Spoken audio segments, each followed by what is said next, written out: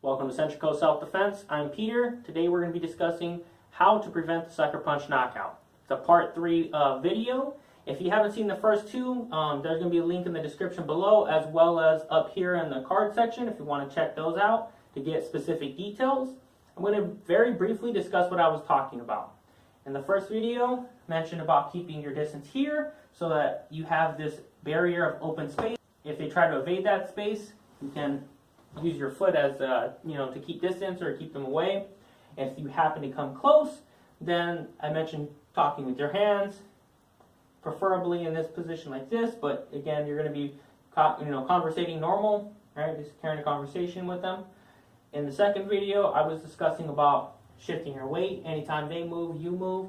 Because there's various cues that could be thrown, right? They could be, swaying, pumping their hands. They could be puffing their chest. They could be, stepping in. They could do all kinds of number of things. And it's very difficult to know exactly what strike they're throwing. You don't want to be too focused on, okay, the strike's going to come this way because they're right-handed and they shifted that way. And then all of a sudden this punch comes and catches you off surprise. So by focusing too much, it's going to leave you vulnerable.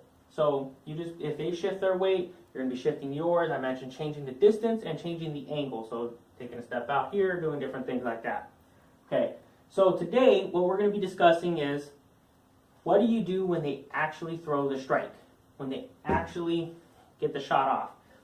My recommendation is check out Tony Blair and his spear system. I've seen quite a bit of stuff on that he talks about. And he does a good job breaking it down and really focusing on those 2 seconds before the fight or the first 2 seconds of the fight.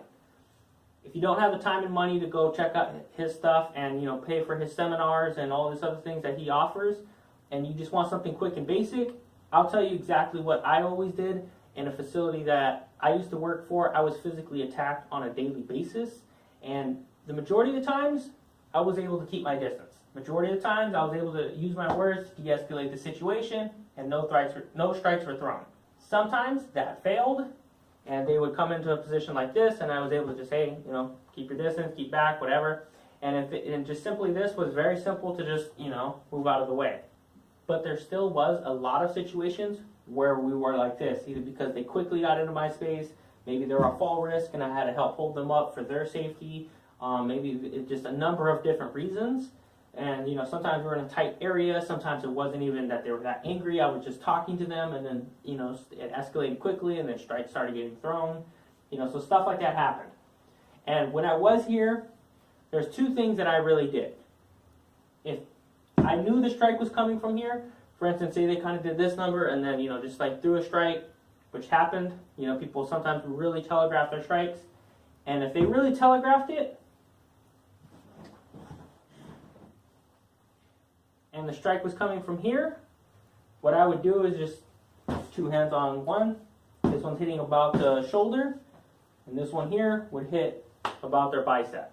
Okay, so just coming in like this, grabbing here, and again, the other one on the shoulder. So just this. My arm, you don't keep it at a 90-degree angle. It's not a straight arm. It's a little bit of a bend. Okay, maybe even more like this. So it's going to come, and I think this is why he called it a spear system, which is very similar to what I always did. Just jam your arm straight through like this, just spearing right past it, or it could be directly on their bicep or going over. Either one would work fine. Like this, if the arm were to continue going, you would see it going right past my head. And close that distance from here, and then on this side you can start getting different angles. So if I did the same thing here, it'd be like this, and I'm using my arm here to control their body, as well as I have this overhook on this side. I would be doing the same thing here, controlling their body to move to the outside. Okay, and that could work on either side. The other thing I would do, if I wasn't sure which hand they were coming from, say a lot of times if someone's like this, getting in your face, or you see them swing, and they're pacing back and forth, and they're doing this stuff, and they're about to swing, but you really don't know where it's coming, how it's coming. Another thing that I would do is go on both sides.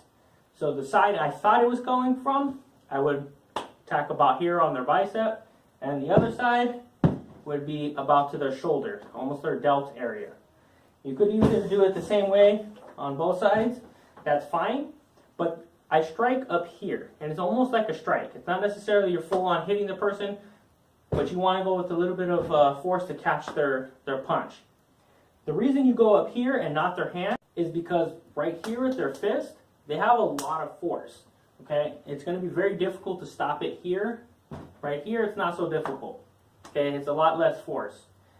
Another big reason is if they're coming here, coming around, these are completely different angles of attack. So if I come up here, right there, okay, I would have to be blocking down here, way over here, up here. If they did some crazy thing, coming around like this, or this thing, then again, it's I'm blocking way up here. It's completely different positions, and it's very difficult to time, when they're getting a surprise attack.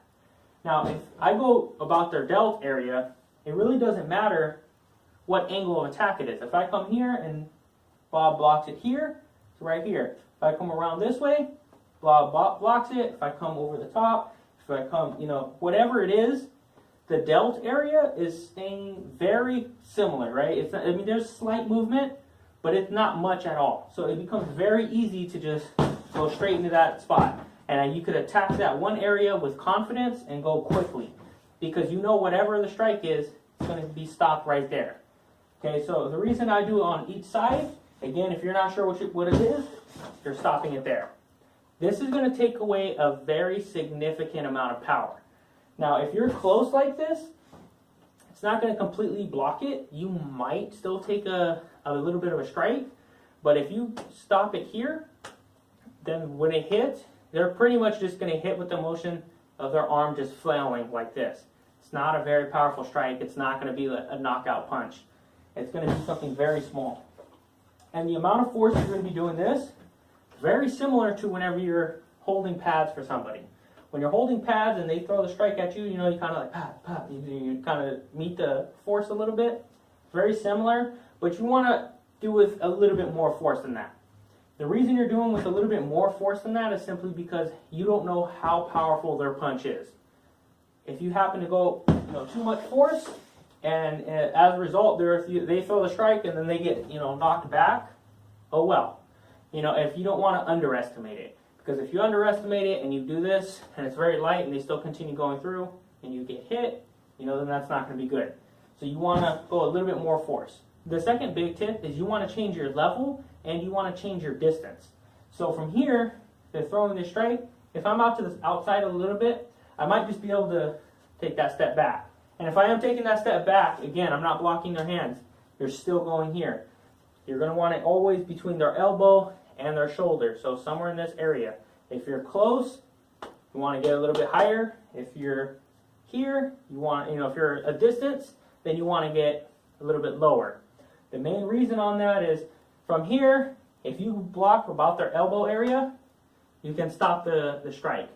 And even if they're bigger than you and have a better reach, like a much longer reach, their forearm is not going to be bigger than your entire arm. So if they're coming this way, you're blocking there. If it's coming that way, you're still blocking there. You're keeping this long guard. Okay, and it could be out this way. It just depends on how it is or how you move. But again, you're going to be keeping this distance and backing away.